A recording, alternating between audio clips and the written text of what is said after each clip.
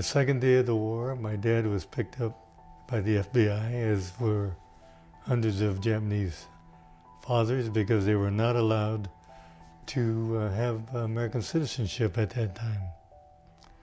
So my dad was in a separate camp in New Mexico. So we didn't see him for 2 years. The good part of the war, I met Elizabeth in camp, 11 years old. She happened to be in the same camp that we were. They took us from here to Santa Anita Racetrack, and we lived in the horse stables, and they had some tar paper barracks made, but the permanent camp was going to be in Arizona. So we lived there for about 6 months until the new camp was available in Arizona.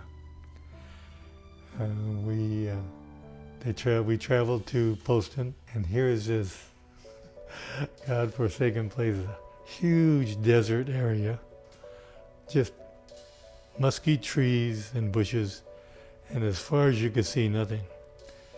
But the military decided they wanted barbed wire fence all the way around the camp. They have machine gun towers about every 500 feet. And when we drove into this camp, I was wondering, my gosh, are we going to a concentration camp or what? But in a short time, the military realized the fence isn't doing anything. I mean, keeping you away from what? The Colorado River is about 4 miles down, which was our playground. And if you had the energy to walk the desert for 4 miles, you got to the river. And that was really the goal of all the young kids. Walk to the river and walk back. Carry a little lunch bag with a peanut butter sandwich in it, and that was your meal for the day. But while we were in camp, we helped build our own school, our own auditorium. In fact, we built our own swimming pool.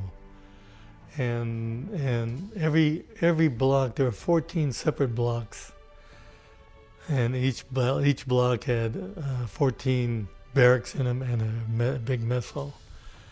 And so your block was contained within these areas. And fortunately for us, all of my uncles, including my dad and them, we owned restaurants during the war, before the war. So they became the chefs of the restaurants. And they took this food that the government was providing, and we did the best they could with it. But everyone wanted to come to our mess hall because the chef for my dad's restaurant made all the pastries. So the kids found out 322 is the block you want to have lunch or dinner, because they're going to have great pastries. The unit we lived in was just 4 walls, nothing in between. So you want privacy, you got to hang sheets between the beds if you felt you needed to separate the parents from the kids, sort of thing.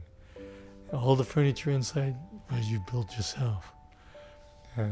Everybody bought a air conditioning cooler. You had to have that cooler. So, I mean, it was crazy, the heat. The block manager gave all the kids 4 salt pills to take every day, to counteract all the salt your body was losing. So it was certainly an adventure, to say the least.